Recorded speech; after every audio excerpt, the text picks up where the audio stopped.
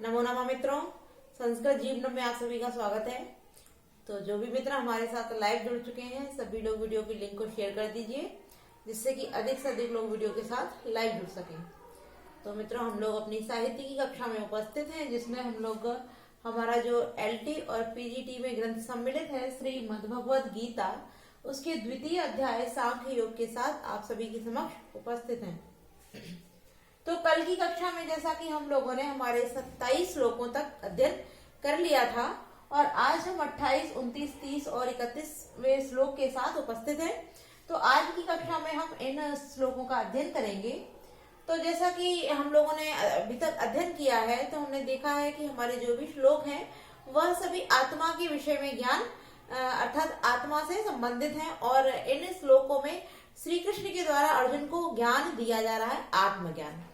ठीक है, तो इन सभी श्लोकों के जो वक्ता है वह अर्जुन है, और श्रोता जो है वो जो वक्ता है वो श्री कृष्ण है, और जो श्रोता है वो अर्जुन है। तो यहाँ श्री कृष्ण जी अर्जुन को आत्मा के विषय में गूढ़ ज्ञान देते हुए उनके अंदर जो मोह रूपी विकार उत्पन्न हुआ है, उस विकार को दूर करने का प्रयत्न कर रहे हैं।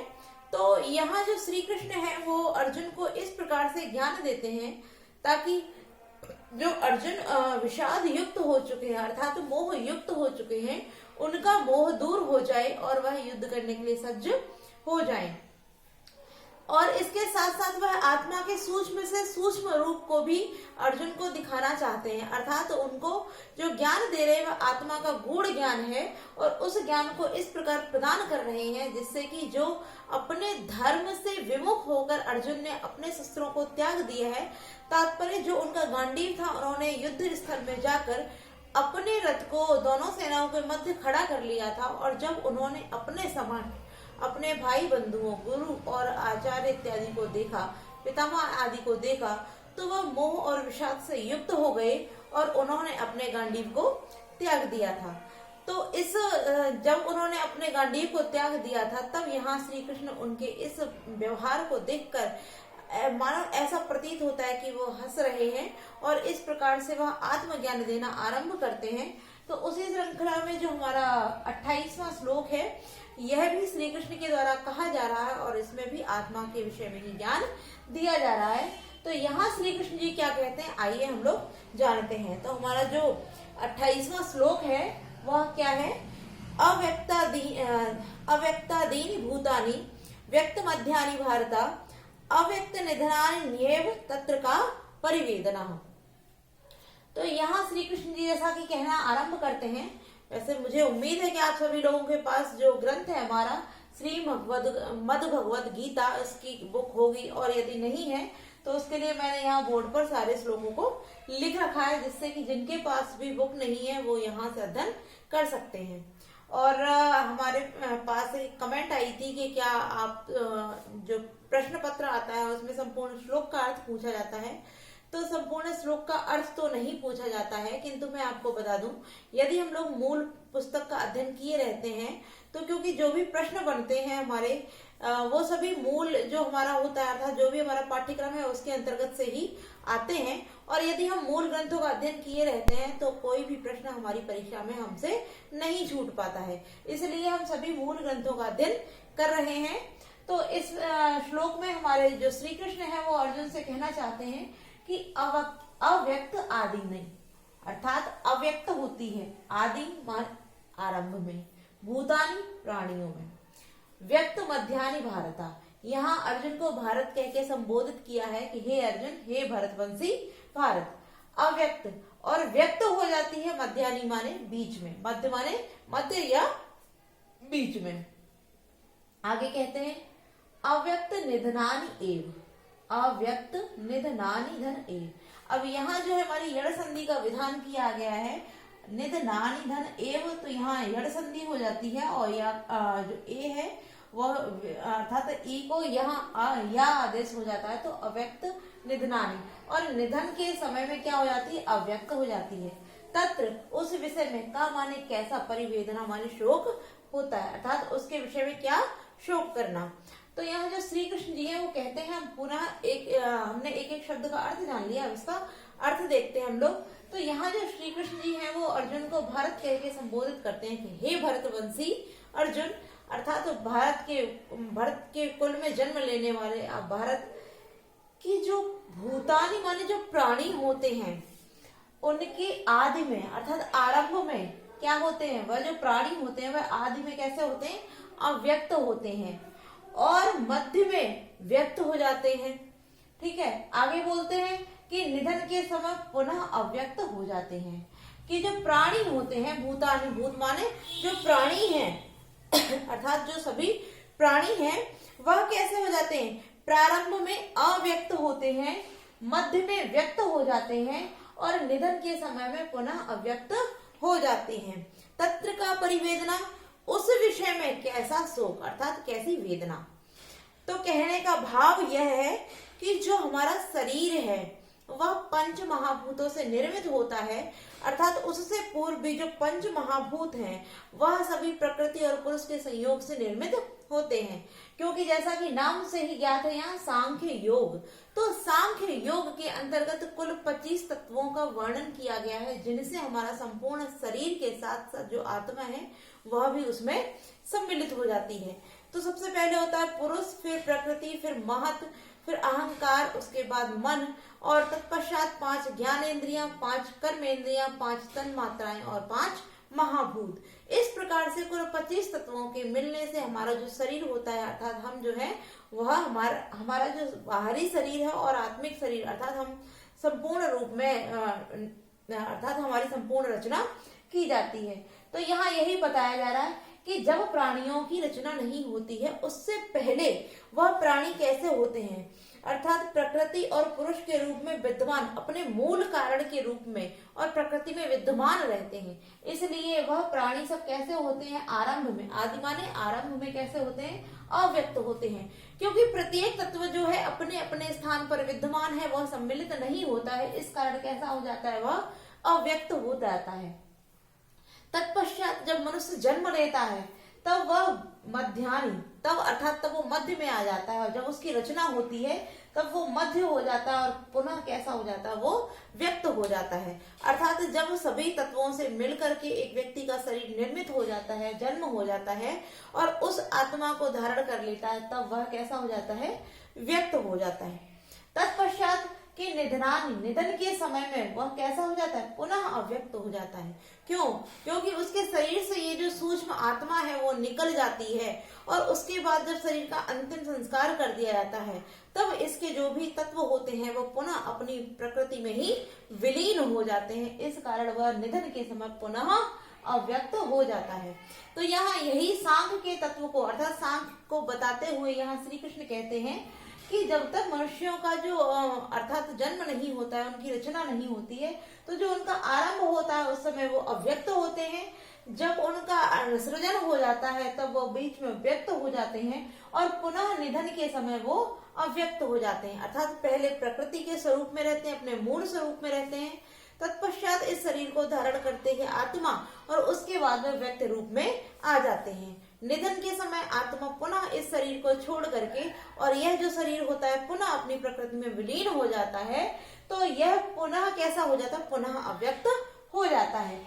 तत्र का परिवेदना, जब इस प्रकार से यह संरचना होती है किसकी, आत्मा की और शरीर की, तो इस विषय में कैसा शोक अर्थात इसके विषय में शोक करना उचित नहीं है। इसके अर्थात जो तुम शोक कर रहे हो ये कोई उचित अच्छी बात नहीं है, क्योंकि यह आदि में भी अव्यक्त था फिर अंत में भी अव्यक्त ही हो गया। अर्थात जब जन्म नहीं हुआ था उससे पूर्व भी अव्यक्त था, अर्थात अपनी मूल प्रकृति, मूल जो अवस्था थी उसमें विलीन था और मृत्यु पर्यंत यह पुनः उसमें अर्थात मृत्यु के पश्चात ये पुनः उसमें विलीन हो जाता है। इसकी जो मूल प्रकृति होती है वह उसमें व्याप्त हो जाती है। जैसे कि हम सभी जानते हैं जो पंच महाभूत हैं वह हमारे पृथ्वी, जल, अग्नि, वायु और आकाश, ठीक है।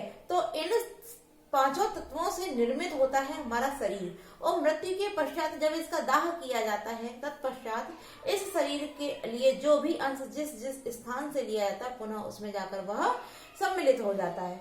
तो यहाँ कहते हैं कि वह जन्म से पूर्व अर्थात आरंभ में भी अव्यक्त था और निधन के पश्चात भी अव्यक्त हो गया। केवल मध्य में वो व्यक्त होता है जब जन्म लेता है। तो इस विषय में कैसी परिवेदना अर्थात किस प्रकार का शोक तुम कर रहे हो।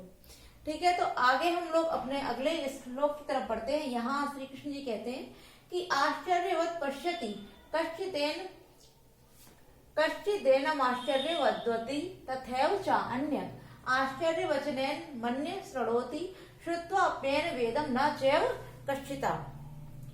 तो यहाँ कहते हैं कि आश्चर्यवत, आश्चर्य रूप में, पश्यति माने देखते हैं, कश्चित माने कोई, एनम माने आत्मा को, आश्चर्यवत वदति और आश्चर्य के समान ही क्या कहते हैं, बदति, बदते हैं, बोलते हैं, तथैव फिर भी, च माने और, अन्य माने अन्य कोई, आश्चर्यवत एनम मन्या और आश्चर्य के समान ही, एनम माने इस आत्मा को, अन्य माने और कोई, अन्य कोई, श्रृणोति माने सुनता है, श्रुत्वा अपि सुनकर भी, एनम इस आत्मा को, वेदम माने नहीं जानते हैं, न माने नहीं, चैव च माने और, एव माने ही, कश्चित माने कोई।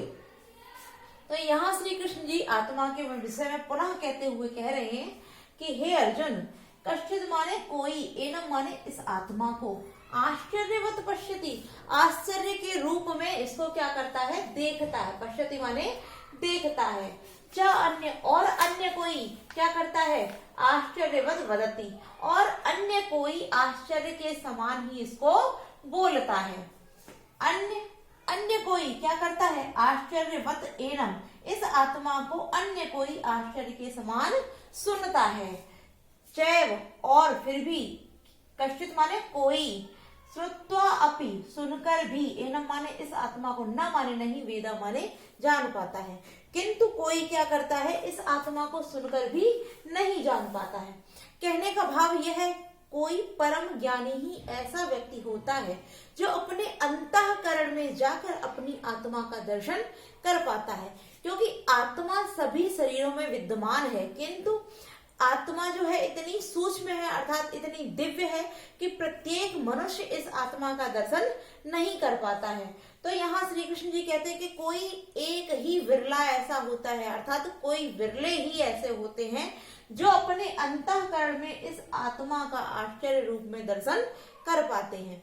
तत्पश्चात जब जो व्यक्ति दर्शन कर लेता है तो उसके अन्य जो होता है वह इस आत्मा को आश्चर्यवत ही कहता है, अर्थात जो दर्शन कर पाता है ऐसा ही कोई अन्य भी बिरला होता है जो इस आत्मा के विषय में उसको बोल पाता है, अर्थात उस आत्मा जो अजर है, अमर है, अव्यक्त है, अविनाशी है, ऐसे अगोचर आत्मा के विषय में बोल पाता है। अब आगे कहते हैं कि अन्य ही कोई ऐसा है जो इस आत्मा को आश्चर्यवत सुनता है और कोई अन्य विरले ही ऐसे होते हैं जो इस आत्मा के सूक्ष्म ज्ञान को सुन पाते हैं। फिर आगे पुनः कहते हैं कि च माने और, कश्चित माने कोई ऐसा भी होता है जो सुनकर भी इस आत्मा के विषय में नहीं जान पाते हैं, अर्थात जो महातपस्वी महान ज्ञानी होते हैं, जो तप में दिन और रात रत रहते हैं, ऐसे परम तपस्वी लोग ही ऐसे होते हैं जो अपने अंतःकरण में इस दिव्य आत्मा का दर्शन कर पाते हैं। और कुछ ऐसे ही विरले महान पुरुष महाज्ञानी होते हैं जो आत्मा की विद्वता विशेषता के विषय में वाचन कर सकते हैं, अर्थात उसके विषय में बतला पाते हैं। आगे कहते हैं कि अन्य ऐसे ही कोई विरले ही होते हैं जो इस आत्मा के विषय में सुन पाते हैं, अर्थात जो तीनों गुण बताए हैं कि दर्शन कर पाते हैं अर्थात देख पाते हैं या बोल पाते हैं या सुन पाते हैं, यह ऐसे महाज्ञानी और तपस्वी ही होते हैं।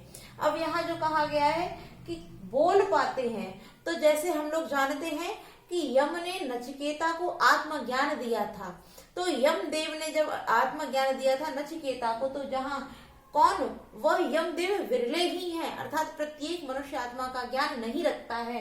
तो जिस प्रकार आश्चर्य के समान अर्थात यम ने नचिकेता को इस आत्मा का ज्ञान दिया था, वह भी कोई कोई विरले ही होते हैं। आगे कहते हैं कि जो आश्चर्य के समान सुन पाता है, अर्थात यम ने जब उपदेश दिया था तो नचिकेता भी एक विरले ही थे जिन्होंने आत्मा के ज्ञान को श्रवण किया था, किंतु तुम ऐसे विरले हो जो इसको सुनकर भी इसके ज्ञान को नहीं समझ पा रहे हो। तो यहाँ अर्जुन के विषय में ही कहते हुए कह रहे हैं कि यह जो आत्मा है ये अत्यंत दिव्य होती है, सूक्ष्म होती है, अविनाशी है, अनश्वर है, इसका नाश नहीं किया जा सकता है, किंतु तुम इन सबको सुनकर भी इसके ज्ञान को नहीं जान पा रहे हो। ठीक है, तो हमारा जो 20वां श्लोक था यह भी क्लियर हो चुका। हम अपने 29वां था, हम अपने आगे हमारा जो 30वां श्लोक है उसकी ओर बढ़ते हैं। और इन सभी श्लोकों में जो श्री कृष्ण है वो अर्जुन को दिव्य ज्ञान अर्थात आत्मज्ञान प्रदान कर रहे हैं। तो यहाँ कहते हैं श्री कृष्ण जी कि देहि नित्यम अवध्यो अयम देहे सर्वस्व भारता तस्मात् सर्वाणि भूतानि न त्वं शोचितुम् अर्हसि। तो यहाँ पुनः कहते हैं कि देही, देही कौन? आत्मा। तात्पर्य इस देह को धारण करने वाली देही आत्मा नित्यम अवध्यो अयम, अयम माने यह देही माने आत्मा, नित्य माने सदैव, अवध्य वध करने योग्य नहीं है, अवध्य अर्थात जो वध के योग्य नहीं है। देह माने शरीरों में, सर्वस्व माने सभी के, और भारत यहाँ पुनः भारत कर संबोधित किया गया है। तो तस्मात् इसलिए सर्वाणि भूतानि सभी प्राणियों में, न माने ना नहीं, तुम माने तुमको, सोच तुम अर्हसी शोक करना, अर्हसी माने योग्य है, कि तुम्हारा शोक करना योग्य नहीं है। अब यहाँ पुनः श्री कृष्ण जी अर्जुन को आत्मा के विषय में ही बताते हुए कह रहे हैं कि हे भरत कुल में उत्पन्न, हे भारत, हे अर्जुन, कि यह जो देही है अर्थात यह जो आत्मा है, क्या कौन सी आत्मा? जिसने देह को धारण कर रखा है, देही आत्मा सदैव ही अवधनीय है, अर्थात यह नित्य सदैव ही वध के योग्य नहीं है। ऐसे अवध अयम माने यह जो आत्मा है, सर्वस्व देहे सर्वस्व शरीरों में सर्वस्व माने सभी के हे अर्जुन यह आत्मा, यह देह माने आत्मा शरीरों में, सभी के शरीरों में नित्य अवध्य है, अर्थात सभी के शरीरों में व्याप्त है, किंतु कैसी है? नित्य अवध्य के योग्य है, अर्थात इसका वध योग्य नहीं है। तुम ऐसा सोचते हो कि तुम भीष्म पितामह को मार दोगे तो उनका अंत हो जाएगा। तो वह यहाँ कहते हैं कि तुम भीष्म और द्रोण को तो छोड़ो, अगर किसी छोटे से छोटे, तुच्छ से तुच्छ जीव के विषय में भी बात करोगे तो तुम उसकी आत्मा का भी वध नहीं कर सकते हो। तो यहाँ यही कहने का भाव है कि हे अर्जुन, हे भारत, यह जो आत्मा है अयम देही, यह आत्मा जो है, यह आत्मा कैसी है? सभी शरीरों में सदैव अवध्य है, अर्थात शरीर तो वध के योग्य है, किंतु यह जो आत्मा है यह शरीरों में, सभी के शरीरों में, सिर्फ भीष्म या द्रोण ही नहीं, कोई सूक्ष्म से सूक्ष्म जीव या कीट लेते हो तो उसके शरीरों में भी यह नित्य अवध्य है, अर्थात मारने योग्य नहीं है। तुम उसके शरीर का अंत कर पाओगे, किंतु उसके अंतर्गत जो आत्मा है, उसके अंदर जो आत्मा विद्यमान है, उसका अंत नहीं कर पाओगे। आगे बोलते हैं कि तस्मात् सर्वाणि भूतानि, कि इसलिए तुम सभी प्राणियों के लिए तुम्हारा जो है शोक करना वो उचित नहीं है। इसलिए हे अर्जुन, समस्त प्राणियों के लिए शोक करना तुम्हारा उचित नहीं है। तो यहाँ पुनः श्री कृष्ण जी कहते हैं कि जब छोटे से छोटे कीट पतंगे की आत्मा को भी तुम नहीं मार सकते हो तो भीष्म और द्रोण के विषय में सोच करके शोक क्यों कर रहे हो? क्योंकि यह जो आत्मा है सभी प्राणियों में, सभी शरीरों में, चाहे वो कीट हो, मनुष्य हो, जीव हो, पक्षी हो, मैं हो या तुम हो या कोई भी व्यक्ति हो, सभी के शरीरों में यह जो आत्मा है वह नित्य अवध्य है, अर्थात उसका वध असंभव है, उसका वध संभव नहीं है। इसलिए तुम सभी प्राणियों के विषय में शोक करना तुम्हारा उचित नहीं है। इसलिए हे अर्जुन, शोक करना त्यागो और युद्ध करना आरंभ करो। आगे पुनः कहते हैं कि स्वधर्ममपि चावेक्ष न विकम्पितुम अर्हसि धर्मादि युद्धात् श्रेयो अन्यतु क्षत्रियस्य न विद्यते। तो यहाँ कहते हैं कि स्वधर्म, अपने धर्म, अपने धर्म को भी, च माने और, वीक्ष माने देखकर, न माने नहीं, विकम्पितुम अर्हसि, विकम्पितुम कपकपाना अर्थात भयभीत होना, अर्हसि माने योग्य है। धर्म अर्थात धर्म है, ही माने क्योंकि, युद्धात युद्ध ही श्रेयस श्रेयो श्रेयस्कर है, तू माने तुम्हारा, अन्य माने दूसरा कोई, क्षत्रिय क्षत्रियों का न माने नहीं, विद्यते माने है। तो पुनः यहाँ कहते हैं कि हे अर्जुन, हे भारत, हे अर्जुन, और अपने धर्म को देखकर भयभीत होना भी उचित नहीं है। अर्थात क्या, तुम जो अपने युद्ध को त्याग करके जो भयभीत हो रहे, तुमने युद्ध को देखा अपने समक्ष और तुम भयभीत हो रहे हो, तो अपने धर्म को देखकर भयभीत होना भी उचित नहीं है। क्यों नहीं है? क्योंकि तू क्षत्रिय, तुम कैसे, तुम कौन हो? तुम क्षत्रिय हो। क्योंकि ही माने, क्योंकि तू माने तुम, क्षत्रिय तुम क्षत्रिय हो, और क्षत्रिय का कार्य धर्म क्या है? युद्धार्थ। क्षत्रिय का धर्म युद्ध है, अन्य कोई भी श्रेयस्कर नहीं है। हे अर्जुन, तुम क्षत्रिय हो और क्षत्रिय का कर्म होता है युद्ध को करना। तुम रणभूमि में खड़े हुए हो और रणभूमि में भी तुम कह रहे हो कि मैं युद्ध को नहीं करूंगा।